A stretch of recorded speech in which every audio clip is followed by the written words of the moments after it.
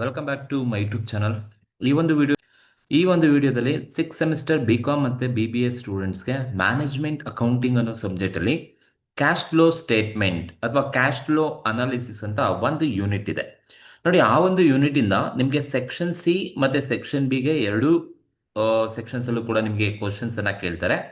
ನಾನು ಈ ಒಂದು ವಿಡಿಯೋದಲ್ಲಿ ಸೆಕ್ಷನ್ ಬಿಗೆ ಯಾವೆಲ್ಲ ಥರ ಕ್ವಶನ್ಸನ್ನು ಕೇಳ್ತಾರೆ ಅದರಲ್ಲಿ ಒಂದು ಮೆಥಡ್ ಆಫ್ ಕ್ವಶನ್ಸನ್ನು ನಾನು ನಿಮಗೆ ಈ ಒಂದು ವಿಡಿಯೋದಲ್ಲಿ ತಿಳಿಸ್ಕೊಡ್ತಾ ಹೋಗ್ತೀನಿ. ಸೊ ಅದಕ್ಕೂ ಮುಂಚೆ ಯಾರೆಲ್ಲ ನನ್ನ ಒಂದು ಯೂಟ್ಯೂಬ್ ಚಾನಲ್ಗೆ ಇನ್ನೂ ಸಬ್ಸ್ಕ್ರೈಬ್ ಮಾಡ್ಕೊಂಡಿಲ್ಲ ಅಂತ ಹೇಳಿದ್ರೆ ಸಬ್ಸ್ಕ್ರೈಬ್ ಮಾಡ್ಕೊಳ್ಳಿ ಅಂತ ಕೇಳ್ಕೊಳ್ತಾ, ಕ್ವಶನ್ಸ್ ಕೊಟ್ಟಾಗ ಹೇಗೆ ನೀವು ಆನ್ಸರ್ಸನ್ನು ಮಾಡಬೇಕಾಗುತ್ತೆ ಅನ್ನೋದನ್ನ ನೋಡ್ತಾ ಹೋಗೋಣ. ಫಸ್ಟ್ ಕ್ವಶನ್ ಸೆಕ್ಷನ್ ಬಿಗೆ ನಾನು ಮಾಡ್ತಾ ಇರೋದು ಇದು 2019 ಕ್ವಶನ್ ಪೇಪರಲ್ಲಿ ಸೆಕ್ಷನ್ ಬಿಗೆ ಕೇಳಿರ್ತಕ್ಕಂಥ ಒಂದು ಕ್ವಶನ್. ಏನಿದೆಯಪ್ಪ ಕ್ವಶನ್ ಅಂತ ಹೇಳಿದ್ರೆ, ಕ್ವಶನ್ ಏನಿದೆಯಪ್ಪ ಅಂತ ಹೇಳಿದ್ರೆ, Glory company limited had a profit of 3,60,000 for the year ending 31st3/2024 after adjusting the following. ಅಂದ್ರೆ ಈ ಫಾಲೋಯಿಂಗ್ ಐಟಮ್ಸ್ ಅನ್ನ ಅಡ್ಜಸ್ಟ್ ಮಾಡಿದಾದ್ಮೇಲೆ ಅವರಿಗೆ ನೆಟ್ ಪ್ರಾಫಿಟ್ ಬಂದಿದೆಯಂತೆ. That is Glory company limited had a profit of 3,60,000. ನೋಡಿ, ಇಲ್ಲಿ ಪ್ರಾಫಿಟ್ ಕೊಟ್ಟಿದ್ದಾರಲ್ಲಪ್ಪ, ಈ profit ಏನು ಅಂದ್ರೆ ಆ ಒಂದು ವರ್ಷದಲ್ಲಿ ಅರ್ನ್ ಮಾಡಿರ್ತಕ್ಕಂಥ profit during the year 31st3/2024 ಅಲ್ಲಿ ಪ್ರಾಫಿಟ್ ಅನ್ನ ಅರ್ನ್ ಮಾಡಿದೆ ಅಂತ ಹೇಳಿದ್ದಾರೆ. ದಟ್ ಈಸ್ ನೆಟ್ ಪ್ರಾಫಿಟ್ ಅಂತ ಅರ್ಥ. So after adjusting the following ಅಂತ ಕೊಟ್ಟಿದ್ದಾರೆ. ಏನೇನು ಅಡ್ಜಸ್ಟ್ ಮಾಡಿದ್ದಾರೆ ಅಂತ ಹೇಳಿದ್ರೆ ನೋಡಿ, ಡಿಪ್ರಿಸಿಯೇಷನ್ ಕೊಟ್ಟಿದ್ದಾರೆ. Depreciation is always it is non operating expenses. Depreciation non operating expenses. Goodwill written off 10,000 ಕೊಟ್ಟಿದ್ದಾರಂತೆ. Goodwill written off is also a non operating expenses. So non operating expense ಅಂತ ಕರಿತೀವಿ. So loss on sale of building ಅನ್ನ ನೀವು sale ಮಾಡಿದಾಗ ನಿಮಗೆ loss ಆಗಿದೆ. So loss ಆದ್ರೆ ಅದನ್ನು ಕೂಡ ನಾವು ನಾನ್ ಆಪರೇಟಿಂಗ್ ಎಕ್ಸ್ಪೆನ್ಸಸ್ ಅಂತ ಕರಿತೀವಿ. So non operating expenses. So ಈ ನಾನ್ ಆಪರೇಟಿಂಗ್ ಎಕ್ಸ್ಪೆನ್ಸ್ ಅನ್ನ ಅಡ್ಜಸ್ಟ್ ಮಾಡಿದಾದ್ಮೇಲೆ ಅವ್ರಿಗೆ ನೆಟ್ ಪ್ರಾಫಿಟ್ 3,60,000 ಬಂದಿದೆ ಅಂತ ಕ್ವಶನ್ ಅಲ್ಲಿ ಹೇಳಿದ್ದಾರೆ. ನೆಕ್ಸ್ಟ್ ಬಂದು the details of current assets and current liabilities are given below. ನೋಡಿ, ಕರೆಂಟ್ ಅಸೆಟ್ಸ್ ಮತ್ತೆ ಕರೆಂಟ್ ಲಯಬಿಲಿಟಿಗೆ ಸಂಬಂಧಪಟ್ಟ ಇನ್ಫಾರ್ಮೇಶನ್ಸ್ ಅಂತ ಕೊಟ್ಟಿದ್ದಾರೆ. ಸೊ ಪರ್ಟಿಕ್ಯುಲರ್ಸ್ 31st3/23 ಇದೆ, 31st3/24 ಇದೆ. ನೋಡಿ, ಏನೇನು ಕರೆಂಟ್ ಅಸೆಟ್, ಯಾವುದು ಕರೆಂಟ್ ಲಯಬಿಲಿಟೀಸ್ ನೋಡ್ಕೊಳ್ತಾ ಹೋಗೋಣ. ನೋಡಿ, ಸ್ಟಾಕ್ ಕೊಟ್ಟಿದ್ದಾರೆ. Stock it's a current asset. Cash ಕೊಟ್ಟಿದ್ದಾರೆ. ನೋಡಿ, ಕ್ಯಾಶ್ ಫ್ಲೋ ಸ್ಟೇಟ್ಮೆಂಟ್ ಅಲ್ಲಿ ಕ್ಯಾಶ್ ಅನ್ನ ಕನ್ಸಿಡರ್ ಮಾಡಬೇಡಿ, ignore. Cash bank overdraft should not be considered in case of cash flow statement ಅಲ್ಲಿ. So ignore. ಸೊ ಇದನ್ನು ನಾವು ಇಗ್ನೋರ್ ಮಾಡಬೇಕಾಗುತ್ತೆ. ಕ್ಯಾಶ್ ಫ್ಲೋ ಸ್ಟೇಟ್ಮೆಂಟ್ ಅಲ್ಲಿ ಕ್ಯಾಶ್ ಅನ್ನ ಕನ್ಸಿಡರ್ ಮಾಡಬೇಡಿ. So ignore. ಸೊ ಇಗ್ನೋರ್ ಮಾಡಿ, ಕ್ಯಾಶ್ ಎಲ್ಲೂ ಬರೋದಿಲ್ಲ ಕ್ಯಾಲ್ಕುಲೇಷನ್ಸ್ ಮಾಡಬೇಕಾದ್ರೆ. ಡೆಟಾಸ್ ಕೊಟ್ಟಿದ್ದಾರೆ. Debtor it is a current asset. Debtor is a current asset. Creditors ಕೊಟ್ಟಿದ್ದಾರೆ. Creditors is a current liability. Outstanding rent ಕೊಟ್ಟಿದ್ದಾರೆ. ಯಾವುದೇ ಎಕ್ಸ್ಪೆನ್ಸಸ್ ಔಟ್ಸ್ಟ್ಯಾಂಡಿಂಗ್ ಅಲ್ಲಿ ಇದೆ ಅಂತ ಹೇಳಿದ್ರೆ ಅದನ್ನ ನಾವೇನಂತ ಕರಿತೀವಪ್ಪ ಅಂತ ಹೇಳಿದ್ರೆ ಔಟ್ಸ್ಟ್ಯಾಂಡಿಂಗ್ ಇರೋದನ್ನ ಕರೆಂಟ್ ಲಯಬಿಲಿಟಿ ಅಂತ ಟ್ರೀಟ್ ಮಾಡ್ತೀವಿ. ಬಿಲ್ಸ್ ಪೇಯಬಲ್ ಕೊಟ್ಟಿದ್ದಾರೆ. That is BP. Bills payable is also A current liability. So bills payable ಕೂಡ ಕರೆಂಟ್ ಲಯಬಿಲಿಟಿ. ಬಿಲ್ಸ್ ರಿಸೀವಬಲ್ ಕೊಟ್ಟಿದ್ದಾರೆ. Bills receivable is current assets. So ಇದು ಕರೆಂಟ್ ಅಸೆಟ್ಸ್ ಮತ್ತೆ current liabilities details ಅನ್ನ ಕೊಟ್ಟಿರೋದು. ನಮ್ಗೆ ಹೇಳಿದರೆ from the above calculate cash from operating activity. ನೋಡಿ, ನಮ್ಗೆ ಏನ್ ಕ್ಯಾಲ್ಕುಲೇಟ್ ಮಾಡೋಕೆ ಹೇಳಿದ್ದಾರೆ ಅಂದ್ರೆ cash from operating activity using indirect method ಅನ್ನ ಯೂಸ್ ಮಾಡಿಕೊಂಡು ನೀವು ಕ್ಯಾಶ್ ಫ್ಲೋ ಸ್ಟೇಟ್ಮೆಂಟ್ ಅಲ್ಲಿ ಕ್ಯಾಶ್ ಫ್ರಮ್ ಆಪರೇಟಿಂಗ್ ಆಕ್ಟಿವಿಟಿನ ಕ್ಯಾಲ್ಕುಲೇಟ್ ಮಾಡಿ ಅಂತ ಹೇಳಿದ್ದಾರೆ. ನೋಡಿ, ಕ್ಯಾಶ್ ಫ್ಲೋ ಸ್ಟೇಟ್ಮೆಂಟ್ ಅಲ್ಲಿ ಇರೋದು 3 ಆಕ್ಟಿವಿಟೀಸ್ ಇರೋದು. ಒಂದು ಆಪರೇಟಿಂಗ್ ಆಕ್ಟಿವಿಟಿ, ಎರಡನೇದು ಇನ್ವೆಸ್ಟಿಂಗ್ ಆಕ್ಟಿವಿಟಿ, ಮೂರನೇದು ಫಿನಾನ್ಸಿಂಗ್ ಆಕ್ಟಿವಿಟಿ ಅಂತ ಕರಿತೀವಿ. ನಿಮಗೆ ಎಕ್ಸಾಮಿನೇಷನ್ಸ್ ಅಲ್ಲಿ ಕೇಳೋದು ಸೆಕ್ಷನ್ ಬಿಗೆ ಬರೀ ಆಪರೇಟಿಂಗ್ ಆಕ್ಟಿವಿಟೀಸ್ ಅನ್ನೇ ಕ್ವಶನ್ ಅಲ್ಲಿ ಕೇಳ್ತಕ್ಕಂಥದ್ದು. ಸೊ ಇದು ಒಂದು ಕ್ವಶನ್. ಆಪರೇಟಿಂಗ್ ಆಕ್ಟಿವಿಟೀಸ್ ನ ಈ ತರ ಒಂದು ಕ್ವಶನ್ಸ್ ಅನ್ನ ಕೇಳ್ತಾರೆ. ಸೊ ಬನ್ನಿ, ಈ ತರ ಒಂದು ಕ್ವಶನ್ಸ್ ಅನ್ನ ಕೇಳಿದಾಗ ನೀವು ಹೇಗೆ ಆಪರೇಟಿಂಗ್ ಆಕ್ಟಿವಿಟೀಸ್ ಅನ್ನ ಕ್ಯಾಲ್ಕುಲೇಟ್ ಮಾಡಬೇಕು ಅನ್ನೋದನ್ನ ತೋರಿಸ್ತಾ ಹೋಗ್ತೀನಿ. Of cash from operating activity ಮಾಡ್ತಾ ಇದ್ವಿ. ಸೊ ಒಂದು ಪರ್ಟಿಕ್ಯುಲರ್ಸ್, ಒಂದು ಔಟರ್ ಕಾಲಮ್ ಹಾಕೊಳ್ಳಿ. ನೋಡಿ, ಯಾವಾಗಲೂ ಕೂಡ ಕ್ಯಾಶ್ ಫ್ಲೋ ಸ್ಟೇಟ್ಮೆಂಟ್ ಅನ್ನ ಮಾಡಬೇಕಾದ್ರೆ ಫಸ್ಟ್ ನೀವೇನ್ ತಗೋಬೇಕಪ್ಪ ಅಂದ್ರೆ ನೆಟ್ ಪ್ರಾಫಿಟ್ ಅನ್ನ ತಗೋಬೇಕು. So that is net profit. First ನೀವು ನೆಟ್ ಪ್ರಾಫಿಟ್ ಅನ್ನೇ ತಗೋಬೇಕಾಗುತ್ತೆ. ಸೊ ನೆಟ್ ಪ್ರಾಫಿಟ್ ಕ್ವಶನ್ ಅಲ್ಲಿ ನೆಟ್ ಪ್ರಾಫಿಟ್ ಕೊಟ್ಟಿದಾರ ಅಂತ ಹೇಳಿದ್ರೆ ನೋಡಿ, ಇಲ್ಲೇ ಹೇಳಿದ್ದಾರೆ Glory company limited had a profit of 3,60,000 for the year ending. ಆ ಒಂದು ಕರೆಂಟ್ ಇಯರ್ ಎಂಡಿಂಗ್ ಅಲ್ಲಿ ಪ್ರಾಫಿಟ್ ಅನ್ನ ಅರ್ನ್ ಮಾಡಿದ್ಯಂತೆ 3,60,000. That is profit during the year ಅಥವಾ ನೆಟ್ ಪ್ರಾಫಿಟ್ ಅಂತ ಕರಿತೀವಿ. ಸೊ ನೆಟ್ ಪ್ರಾಫಿಟ್ ಅವರೇ ಕೊಟ್ಟಿದ್ದಾರೆ, 3,60,000 ನೆಟ್ ಪ್ರಾಫಿಟ್ ಅನ್ನ ಕೊಟ್ಟಿದ್ದಾರೆ, 3,60,000. ಒನ್ಸ್ ನೀವು ಪ್ರಾಫಿಟ್ ಅನ್ನ ರೆಕಾರ್ಡ್ ಮಾಡಿದ್ದಾದ್ಮೇಲೆ ಈ ನೆಟ್ ಪ್ರಾಫಿಟ್ಗೆ ನೀವೇನ್ ಆಡ್ ಮಾಡ್ಬೇಕಪ್ಪ ಅಂದ್ರೆ ಆಡ್ ಏನನ್ನ ಆಡ್ ಮಾಡಬೇಕು ಅಂದ್ರೆ add non operating expenses, non operating expenses, non operating expenses ಅನ್ನ ನೀವು ಆಡ್ ಮಾಡಬೇಕು.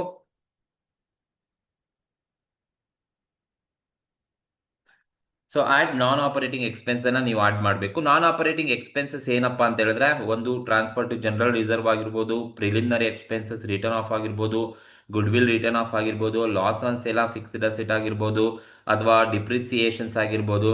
ಸೊ ಇವೆಲ್ಲದನ್ನ ಕೂಡ ನಾವು ನಾನ್ ಆಪರೇಟಿಂಗ್ ಎಕ್ಸ್ಪೆನ್ಸ್ ಅಂತ ಕರಿತಾ ಹೋಗ್ತೀವಿ. ಕ್ವಶನ್ಸ್ ಅಲ್ಲಿ ನಮ್ಗೆ ಯಾವ್ದಾನ ನಾನ್ ಆಪರೇಟಿಂಗ್ ಎಕ್ಸ್ಪೆನ್ಸಸ್ ಕೊಟ್ಟಿದಾರ ಅಂತ ಹೇಳಿದ್ರೆ ನೋಡಿ, ಇಲ್ಲಿ ಕ್ವಶನ್ ಅಲ್ಲಿ ನಮಗೆ ಆಫ್ಟರ್ ಅಡ್ಜಸ್ಟಿಂಗ್ ದಿ ಫಾಲೋಯಿಂಗ್ ಅಂತ ಕೊಟ್ಬಿಟ್ಟು 1 by 1 ಕೊಟ್ಟಿದ್ದಾನೆ. ಒಂದು ಡಿಪ್ರಿಸಿಯೇಷನ್ ಆನ್ ಮಿಷಿನರಿ ಇದೆ, depreciation is non operating expenses. So depreciation on machinery, depreciation on machinery ಕೊಟ್ಟಿದ್ದಾರೆ, it's a non operating expenses, 30,000 ಕೊಟ್ಟಿದ್ದಾರೆ. So 30,000. Then goodwill written off ಕೊಟ್ಟಿದ್ದಾರೆ, goodwill is also a non operating expenses, goodwill written off, goodwill written off ಕೊಟ್ಟಿದ್ದಾರೆ 10,000. It is also a non operating expenses. Then question ಅಲ್ಲಿ loss on sale of machinery ಕೊಟ್ಟಿದ್ದಾರೆ, loss on sale of machinery, machinery sale ಮಾಡಿದಾಗ loss ಆಗಿದೆ ಅಂತೆ, loss is also a non operating expenses. So ಇನ್ಯಾವುದನ್ನ expenses ಇದೆಯಾ ಅಂತ ಹೇಳಿದ್ರೆ ನಾನ್ operating expenses ಇನ್ಯಾವುದು ಇಲ್ಲ. ಸೊ ಈ ಮೂರು ನಮಗೆ ನಾನ್ ಆಪರೇಟಿಂಗ್ ಎಕ್ಸ್ಪೆನ್ಸಸ್ ಕೊಟ್ಟಿರ್ತಕ್ಕಂಥದ್ದು. ಸೊ ಈ ಮೂರು ಕೂಡ ನಾವು ನಾನ್ ಆಪರೇಟಿಂಗ್ ಎಕ್ಸ್ಪೆನ್ಸಸ್ ಅನ್ನ ನೆಟ್ ಪ್ರಾಫಿಟ್ಗೆ ನಾವು ಆಡ್ ಮಾಡಬೇಕು. ಸೊ ಈಗ ನಾವು ನೆಟ್ ಪ್ರಾಫಿಟ್ಗೆ ಈ ಮೂರು ನಾನ್ ಆಪರೇಟಿಂಗ್ ಎಕ್ಸ್ಪೆನ್ಸ್ ನ ಆಡ್ ಮಾಡಿದ್ರೆ ಅಂದ್ರೆ 3,60,000ಗೆ ನೀವು ಇಷ್ಟು ಆಡ್ ಮಾಡಿದ್ರೆ ನಿಮ್ಗೆ ಎಷ್ಟು ಬರುತ್ತಪ್ಪ ಅಂತ ಹೇಳಿದ್ರೆ 4,05,000 ನಮ್ಗೆ ಸಿಗುತ್ತೆ, 4,05,000 ಸಿಗುತ್ತೆ. ಈ 4,05,000 ಅಲ್ಲಿ ನೀವು ಏನನ್ನ ಲೆಸ್ ಮಾಡಬೇಕು ಅಂತ ಹೇಳಿದ್ರೆ, ಸೊ ಲೆಸ್ ನಾನ್ ಆಪರೇಟಿಂಗ್ ಇನ್ಕಮ್, ನಾನ್ ಆಪರೇಟಿಂಗ್ ಇನ್ಕಮ್ಸ್. ಕ್ವಶನ್ಸ್ ಅಲ್ಲಿ ಯಾವ್ದಾದ್ರು ನಾನ್ ಆಪರೇಟಿಂಗ್ ಇನ್ಕಮ್ ಇದ್ರೆ ನೀವು ಲೆಸ್ ಮಾಡಬೇಕು. ನಾನ್ ಆಪರೇಟಿಂಗ್ ಇನ್ಕಮ್ ಅಂದ್ರೆ ಈ ಮೂರು ತಿಳ್ಕೊಳ್ಳಿ. ಈಗ ನೋಡಿ, ಡಿಪ್ರಿಸಿಯೇಷನ್ಸ್ ಕೊಟ್ಟಿದ್ದಾರೆ ನಾನ್ ಆಪರೇಟಿಂಗ್ ಎಕ್ಸ್ಪೆನ್ಸಸ್, ಡಿಪ್ರಿಸಿಯೇಷನ್ ಬದಲು ಅಪ್ರಿಸಿಯೇಷನ್ ಅಂತ ಕೊಟ್ಟಿದ್ರೆ ನಾನ್ ಆಪರೇಟಿಂಗ್ ಇನ್ಕಮ್ ಆಗ್ತಾ ಇತ್ತು. ಕ್ವಶನ್ ಅಲ್ಲಿ ಯಾವುದೇ ಅಪ್ರಿಸಿಯೇಷನ್ ಕೊಟ್ಟಿಲ್ಲ, ಹಾಗಾಗಿ ಇಲ್ಲ. Loss on sale of machinery, ಮಿಷಿನರಿನ ಸೇಲ್ ಮಾಡಿದಾಗ ಲಾಸ್ ಆಗಿದೆ, non operating expenses. Suppose profit ಬಂದಿದ್ರೆ ನಾನ್ ಆಪರೇಟಿಂಗ್ ಇನ್ಕಮ್ ಅಂತ ಕರಿತೀವಿ. At the same time anything receive, dividend receive ಮಾಡ್ತಾ ಇದ್ದೀರಾ, ಇಂಟ್ರೆಸ್ಟ್ ರಿಸೀವ್ ಮಾಡ್ತೀರಾ ಅಂದ್ರೆ ಅವನ್ನ ನಾನ್ ಆಪರೇಟಿಂಗ್ ಇನ್ಕಮ್ ಅಂತ ಕರಿತಾ ಹೋಗ್ತೀವಿ. ಸೊ ಇಲ್ಲಿ ಯಾವುದು ಕ್ವಶನ್ ಅಲ್ಲಿ ಇನ್ಕಮ್ ನಮಗೆ ಕೊಟ್ಟಿಲ್ಲ, ಸೊ ಹಾಗಾಗಿ ನಾನು ನಾನ್ ಆಪರೇಟಿಂಗ್ ಇನ್ಕಮ್ ಯಾವುದು ತಗೊಳ್ಳೋದಿಲ್ಲ, ನಿಲ್ ಅಂತ ತೋರಿಸ್ತೀನಿ. ಸೊ ಈಗ ನಾನು ಆಡ್ ಮಾಡಿದ್ರೆ ನನಗೆ 4,05,000 ಬರುತ್ತೆ. ದಟ್ ಈಸ್ 4,05,000 ನಮಗೆ ಸಿಗುತ್ತೆ. ಇದನ್ನ ನಾವೇನಂತ ಕರಿಬೇಕಪ್ಪ ಅಂದ್ರೆ cash from operating activity before working capital changes, ಅಂತ ಕರೀತೀವಿ. This is cash from operating activity before working capital changes. ಈಗ ನೀವೇನ್ ಮಾಡಬೇಕು, ಈ ವರ್ಕಿಂಗ್ ಕ್ಯಾಪಿಟಲ್ ಚೇಂಜಸ್ಗೆ ನೀವು ಅಡ್ಜಸ್ಟ್ ಮಾಡಬೇಕು. ಏನ್ ಅಡ್ಜಸ್ಟ್ ಮಾಡ್ಬೇಕಪ್ಪ ಅಂತ ಹೇಳಿದ್ರೆ, ನೀವು ಆಡ್ ಏನನ್ನ ಆಡ್ ಮಾಡಬೇಕು ಅಂತ ಹೇಳಿದ್ರೆ add decreases in current assets,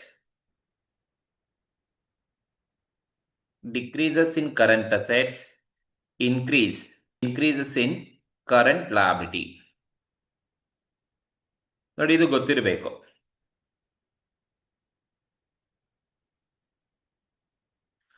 so ಇದು ಹೆಡ್ಡಿಂಗ್ ನಿಮಗೆ ಗೊತ್ತಿರಬೇಕು. ನೀವೇನ್ ಆಡ್ ಮಾಡಬೇಕು ಅಂತ ಹೇಳಿದ್ರೆ cash from operating activity before working capital changes ಬಂದಾದ್ಮೇಲೆ ವರ್ಕಿಂಗ್ ಕ್ಯಾಪಿಟಲ್ ನ ನೀವು ಅಡ್ಜಸ್ಟ್ ಮಾಡಬೇಕು. ಈ ವರ್ಕಿಂಗ್ ಕ್ಯಾಪಿಟಲ್ ನ ನೀವು ಅಡ್ಜಸ್ಟ್ ಮಾಡ್ತೀರಾ ಅಂದ್ರೆ ಹೆಡ್ಡಿಂಗ್ ನಿಮಗೆ ಗೊತ್ತಿರಬೇಕು. ಏನ್ ಆಡ್ ಮಾಡಬೇಕು ಅಂದ್ರೆ decreases in current assets, increases in current ಲಾಬಿಲಿಟಿನ ನೀವು ಆಡ್ ಮಾಡಬೇಕು. ಅಂದ್ರೆ ಈಗ ನಾನು ಡಿಕ್ರೀಸಸ್ ಇನ್ ಕರೆಂಟ್ ಅಸೆಟ್ಸ್ ಅನ್ನ ನಾನು ತಗೊಳ್ತೀನಿ ಅಂತ ಹೇಳಿದ್ರೆ, ಈಗ ನಿಮ್ಮ ಕ್ವಶನ್ ಅಲ್ಲಿ ಕರೆಂಟ್ ಅಸೆಟ್ಸ್ ಕೊಟ್ಟಿದ್ದಾರೆ, ಕರೆಂಟ್ ಅಸೆಟ್ಸ್ ಅಂಡ್ ಕರೆಂಟ್ ಲಾಬಿಲಿಟಿ ಕೊಟ್ಟಿದ್ದಾರೆ. ಅದರಲ್ಲಿ ಕರೆಂಟ್ ಅಸೆಟ್ ಮೊದಲನೇದು ನಾನು ಸ್ಟಾಕ್ ತಗೊಳ್ತಾ ಇದ್ದೀನಿ. ಸ್ಟಾಕ್ ನೋಡಿ 1,40,000 ಇದ್ದಿದ್ದು 1,70,000 ಆಯಿತು. ಅಂದರೆ 2023ನಲ್ಲಿ 1,40,000 ಇತ್ತು, 2024ಅಲ್ಲಿ 1,70,000 ಆಯಿತು. ಅಂದರೆ ಇನ್ಕ್ರೀಸ್ ಆಯ್ತಾ ಡಿಕ್ರೀಸ್ ಆಯ್ತಾ ಅಂದರೆ ಸ್ಟಾಕು ಇನ್ಕ್ರೀಸ್ ಆಗಿದೆ. ಇನ್ಕ್ರೀಸ್ ಆದರೆ ನಾನು ಇಲ್ಲಿ ತಗೋಬಾರ್ದು, ಇನ್ಕ್ರೀಸ್ ಆದರೆ ನಾನು ಇಲ್ಲಿ ತಗೊಳ್ಳಲ್ಲ. ಏನಕ್ಕೆ ಅಂದರೆ ನನಗೆ ಕರೆಂಟ್ ಅಸೆಟ್ಟು ಡಿಕ್ರೀಸ್ ಆಗಿರೋದೇ ಬೇಕು. ಹಾಗಾಗಿ ಸ್ಟಾಕ್ ನನಗೆ ಇನ್ಕ್ರೀಸ್ ಆಗಿದೆ ಬರಲ್ಲ. Cash is not A current asset, so don't consider, ignore. Debtor is a current asset. Debtor ನೋಡಿ ಇದು ಡಿಕ್ರೀಸ್ ಆಗಿದೆ. 1,10,000 ಇತ್ತು 2023ನಲ್ಲಿ, 24ಗೆ ಬರೋ ಅಷ್ಟೊತ್ತಿಗೆ ಅದು 90,000 ಆಯಿತು. ಅಂದರೆ 1,10,000 ಇದ್ದಿದ್ದು 90,000 ಆಯಿತು ಅಂದರೆ ಡಿಕ್ರೀಸ್ ಆಯಿತು. ಸೊ ಡಿಕ್ರೀಸ್ ಆಯಿತು ಅಂದರೆ ನೀವು ಕರೆಂಟ್ ಅಸೆಟ್ ಯಾವುದು ಡಿಕ್ರೀಸ್ ಆದರೂ ಕೂಡ ಇಲ್ಲೇ ತಗೋಬೇಕು. ಸೊ ಡೆಟಾಸ್ ಡಿಕ್ರೀಸ್ ಆಗಿದೆ. 1,10,000 ಇದ್ದಿದ್ದು 90,000 ಆಯಿತು. 90,000 ಆಯಿತು ಅಂತ ಹೇಳಿದ್ರೆ ಡಿಕ್ರೀಸ್ ಆಯಿತು. ಸೊ ಎಷ್ಟು ಡಿಕ್ರೀಸ್ ಆಯಿತು? 20,000 ಡಿಕ್ರೀಸ್ ಆಯಿತು. So decrease in current asset ಅನ್ನ ನೀವು ಆಡ್ ಮಾಡಬೇಕು. ಒಂದೊಂದನ್ನೇ ನೋಡಿ ಯಾವ ಅಸೆಟ್ ಡಿಕ್ರೀಸ್ ಆಗಿದೆ ಅದನ್ನು ಮಾತ್ರ ತಗೊಳ್ಳಿ. ಇಲ್ಲಿ ಡೆಟಾರ್ ಡಿಕ್ರೀಸ್ ಆಗಿದೆ ತಗೊಂಡಿದ್ದೀನಿ. ಸ್ಟಾಕ್ ಇನ್ಕ್ರೀಸ್ ಆಯಿತು ನಾನು ತಗೊಂಡಿಲ್ಲ, ನನಗೆ ಬೇಕಾಗಿರೋದು ಡಿಕ್ರೀಸ್ ಆಗಿರೋದು ಅಷ್ಟೇ.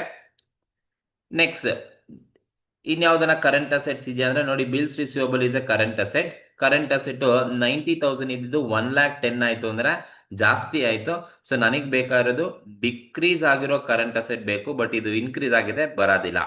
ಇನ್ಯಾವುದನ್ನ ಕ್ವಶನ್ ಅಲ್ಲಿ ಕರೆಂಟ್ ಇದೆಯಾ ಅಂದ್ರೆ ಇನ್ಯಾವುದು ಕರೆಂಟ್ ಅಸೆಟ್ ಇಲ್ಲ. 3 ಕರೆಂಟ್ ಅಸೆಟ್ ಇರೋದು ಸ್ಟಾಕ್, ಡೆಟಾರ್, ಬಿಆರ್. ಬಟ್ ನಾನು ಇಲ್ಲಿ ತಗೊಂಡಿರೋದು ಮರಿ ಡೆಟಾರ್ ಮಾತ್ರ ತಗೊಂಡಿದ್ದೀನಿ, ಬೇಕಂದ್ರೆ ಡೆಟಾರ್ ಮಾತ್ರನೇ ಡಿಕ್ರೀಸ್ ಆಗಿರೋದು.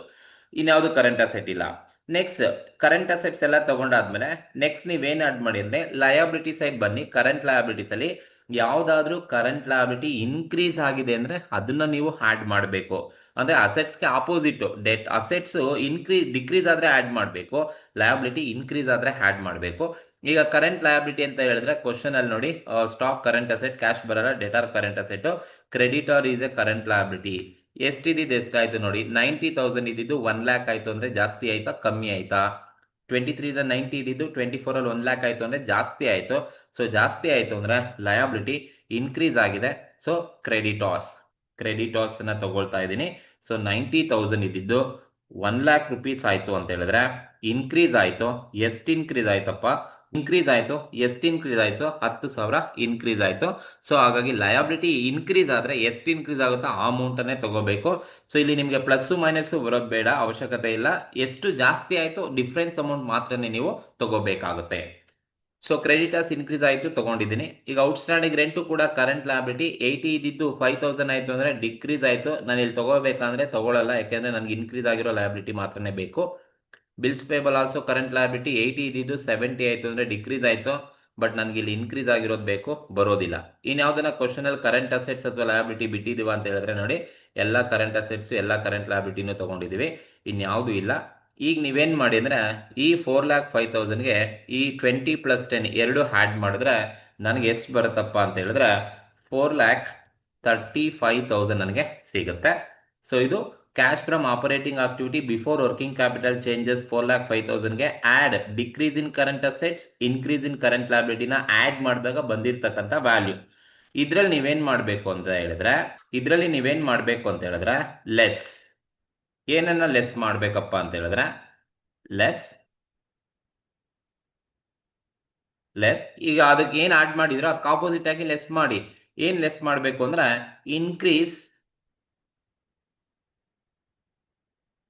increases in current assets, decreases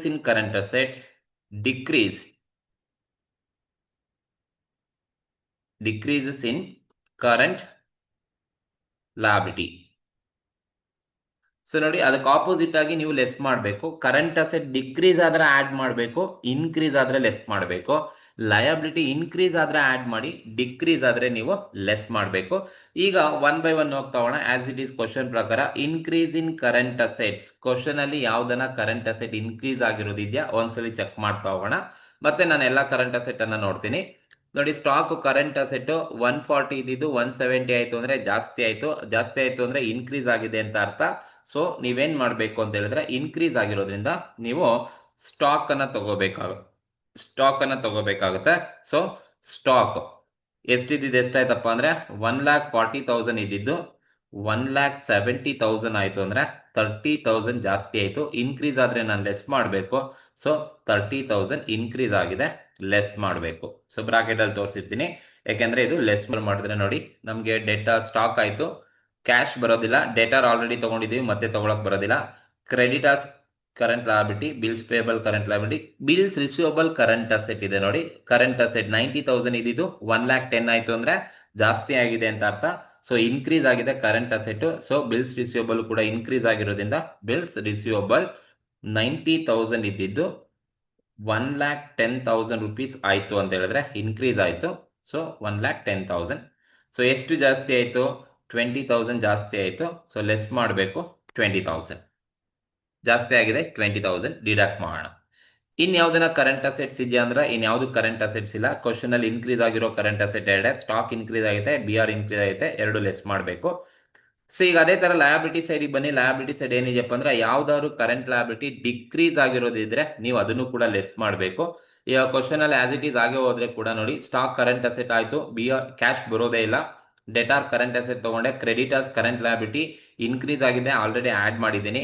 outstanding rent ನೋಡಿ, outstanding rent is a current liability. So outstanding rent current liability. So ಅವ್ರು ನಮಗೆ 10,000 ಇದ್ದಿದ್ದು 5,000 ಆಯ್ತು ಅಂದ್ರೆ ಡಿಕ್ರೀಸ್ ಆಯ್ತು ಅಂತ ಅರ್ಥ. ಸೊ ಔಟ್ಸ್ಟ್ಯಾಂಡಿಂಗ್ ರೆಂಟ್ ಡಿಕ್ರೀಸ್ ಆಗಿದೆ, 5,000 ಡಿಕ್ರೀಸ್ ಆಗಿದೆ. So decrease in current liability, ನಮ್ಗೆ ಅದನ್ನೇ ಹೇಳೋದು, decrease in current liability. Current liability decrease ಆದ್ರೆ ಸೊ ಎಷ್ಟಿದ್ದು ಎಷ್ಟಾಯ್ತಪ್ಪ ಅಂತ ಹೇಳಿದ್ರೆ 10,000 ಇದ್ದಿದ್ದು 5,000 ಆಯ್ತು. 10,000 ಇದ್ದಿದ್ದು 5,000 ಆಯ್ತು ಅಂದ್ರೆ ಎಷ್ಟು ಡಿಕ್ರೀಸ್ ಆಯ್ತು ಅಂದ್ರೆ 5,000 ಡಿಕ್ರೀಸ್ ಆಯ್ತು. So 5,000 is decrease. Next outstanding rent ಆದ್ಮೇಲೆ ಬಿಲ್ಸ್ ಪೇಯಬಲ್ ಇದೆ, 80 ಇದ್ದಿದ್ದು 70,000 ಆಯ್ತು ಅಂದ್ರೆ 10,000 ಡಿಕ್ರೀಸ್ ಆಯ್ತು. So decrease in current liability, bills payable is also decreases. So bills payable so ಎಷ್ಟಿದ್ದು ಎಷ್ಟಾಯ್ತಪ್ಪ ಅಂತ ಹೇಳಿದ್ರೆ 80,000 ಇದ್ದಿದ್ದು 70,000 ಆಯ್ತು. ಸೊ 70,000 ಆಯ್ತು ಅಂದ್ರೆ 10,000 ಕಡಿಮೆ ಆಯ್ತು. ಸೊ ಡಿಕ್ರೀಸ್ ಆಯ್ತು. ಸೊ ಡಿಕ್ರೀಸ್ ಆಗಿದ್ರಿಂದ ನಾವು 10,000ನ ಮೈನಸ್ ಮಾಡಬೇಕಾಗುತ್ತೆ. ಸೊ ಇನ್ಯಾವ್ದಾರ ಕ್ವಶನ್ಸ್ ಅಲ್ಲಿ ಇದೆಯಾ ಅಂತ ಹೇಳಿದ್ರೆ ನೋಡಿ, ಇನ್ಯಾವ್ದಾರ ಕರೆಂಟ್ ಅಸೆಟ್ಸ್ ಕರೆಂಟ್ ಲಯಬಿಲಿಟಿ ಇದೆಯಾ ಅಂದ್ರೆ ಯಾವುದು ಇಲ್ಲ, ಎಕ್ಸೆಪ್ಟ್ ಕ್ಯಾಶ್, ಬ್ಯಾಂಕ್, BOD ಈ ಮೂರು ಬಿಟ್ಟು ಇನ್ನೆಲ್ಲಾ ಕರೆಂಟ್ ಅಸೆಟ್ಸ್ ಎಲ್ಲಾ ಕರೆಂಟ್ ಲಯಬಿಲಿಟೀಸ್ ನ ನೀವು ಇಲ್ಲಿ ತಗೊಳ್ಳೇಬೇಕು. ತಗೋಬೇಕಾದ್ರೆ ಈ ತರ ಇದೆಯಾ ನೋಡಿ, ಯಾವುದೇ ಕರೆಂಟ್ ಅಸೆಟ್ ನೋಡಿದ್ರು ಕೂಡ ನೀವು ಡಿಕ್ರೀಸ್ ಆಗಿದೆಯಾ ಆಡ್ ಮಾಡಿ, ಇನ್ಕ್ರೀಸ್ ಆಗಿದೆಯಾ ಕರೆಂಟ್ ಅಸೆಟ್ ಲೆಸ್ ಮಾಡಬೇಕು. ಲಯಬಿಲಿಟಿ ಸೈಡ್ ಬಂದ್ರೆ ಅದೇ ತರ, ಕರೆಂಟ್ ಲಯಬಿಲಿಟಿ ಇನ್ಕ್ರೀಸ್ ಆದ್ರೆ ಆಡ್ ಮಾಡಿ, ಕರೆಂಟ್ ಲಯಬಿಲಿಟಿ ಡಿಕ್ರೀಸ್ ಆದ್ರೆ ಲೆಸ್ ಮಾಡಿ. ಕಂಪೇರ್ ಮಾಡಿ, ಫಸ್ಟ್ ಇಯರ್ ಇಂದ ಸೆಕೆಂಡ್ ಇಯರ್ ಕಂಪೇರ್ ಮಾಡಿ, ಜಾಸ್ತಿ ಆಗಿದೆಯಾ ಕಮ್ಮಿ ಆಗಿದೆಯಾ ಗೊತ್ತಾಗ್ಬಿಡುತ್ತೆ. ಸೊ ಇನ್ಯಾವುದು ನಮಗೆ ಕ್ವಶನ್ಸ್ ಅಲ್ಲಿ ಇಲ್ಲ. ಈಗ ನೀವೇನ್ ಮಾಡಿ ಅಂದ್ರೆ ಈ 4,35,000 ರುಪೀಸ್ ಏನಿದೆ, ಈ 4,35,000 ಅಲ್ಲಿ ಇಷ್ಟು ಅಮೌಂಟ್ ಅನ್ನ ಲೆಸ್ ಮಾಡಿ. ಈಗ 4,35,000 ಅಲ್ಲಿ 30,000, 20,000, 10,000, 5,000 ಇಷ್ಟು ನೀವು ಲೆಸ್ ಮಾಡಿದ್ರೆ ನಿಮ್ಗೆ ಎಷ್ಟು ಬರುತ್ತಪ್ಪ ಅಂತ ಹೇಳಿದ್ರೆ ನಮ್ಗೆ ಸೊ 4,35,000 ಅಲ್ಲಿ ಮೈನಸ್ 30,000 ಮೈನಸ್ 20,000 ಮೈನಸ್ 5,000 ಮೈನಸ್ 10,000 ಇಷ್ಟು ಲೆಸ್ ಮಾಡಿದ್ರೆ ನಮಗೆ ಬರ್ತಕ್ಕಂಥದ್ದು 3,70,000 ಬರುತ್ತೆ. ಇದನ್ನ ನಾವೇನಂತ ಕರಿತೀವಿ ಅಂದ್ರೆ cash from operating activity. That is cash from operating activity.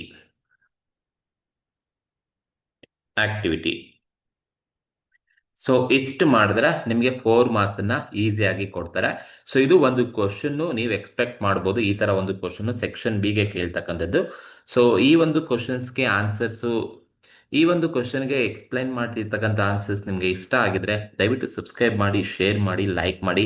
ಹಾಗೆ ಮತ್ತಷ್ಟು ಕ್ಯಾಶ್ ಫ್ಲೋ ಸ್ಟೇಟ್ಮೆಂಟ್ ಸಂಬಂಧಪಟ್ಟ ಎಲ್ಲಾ ಕ್ವಶನ್ಸ್ಗಳನ್ನ, ಎಲ್ಲಾ ತರದ ಕ್ವಶನ್ಸ್ ಏನೇನು ಎಕ್ಸಾಮ್ ಅಲ್ಲಿ ಕೇಳಿರ್ತಾರೆ ಎಲ್ಲಾ ತರದ ಕ್ವಶನ್ಸ್ ಅನ್ನ ಅಪ್ಲೋಡ್ ಮಾಡ್ತಾ ಹೋಗ್ತೀನಿ. ಹಾಗಾಗಿ ನನ್ನ ಒಂದು ವಿಡಿಯೋ ನಿಮಗೆ ಕರೆಕ್ಟ್ ಟೈಮ್ ಅಲ್ಲಿ ತಲುಪಬೇಕು ಅಂತ ಹೇಳಿದ್ರೆ ಸಬ್ಸ್ಕ್ರೈಬ್ ಮಾಡ್ಕೊಳ್ಳಿ ಅಂತ ಕೇಳ್ತಾ ಈ ಒಂದು ವಿಡಿಯೋನ ಮುಗಿಸ್ತಾ ಇದ್ದೀನಿ. ಸೊ ಈ ಒಂದು ವಿಡಿಯೋದಲ್ಲಿ ಏನಾದ್ರು ಡೌಟ್ಸ್ ಇದ್ರೆ ನೀವು ಕಮೆಂಟ್ ಮೂಲಕ ತಿಳಿಸಿ. Thank you.